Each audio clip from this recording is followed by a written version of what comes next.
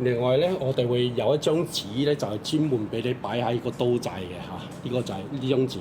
啊，呢張紙係我哋嘅嚇，呢張紙係我哋嘅。咁有個 QR code，QR code 如果人哋掃一掃咧，就會嚟到我哋嘅機械人嘅回覆嘅，咁我哋就知道佢要安裝充電樁啦。咁嗱，呢架車咧，呢架車就唔係電車，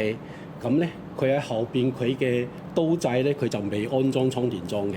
咁你好簡單咧，如果你見到未有安裝充電樁、未有電車嘅，你就喺佢後邊嘅刀掣啊，因為政府資助嘅車位咧，無論你係咪電車定係唔電車咧，佢都會裝一個刀掣。佢就假設你將來都要買電車㗎啦，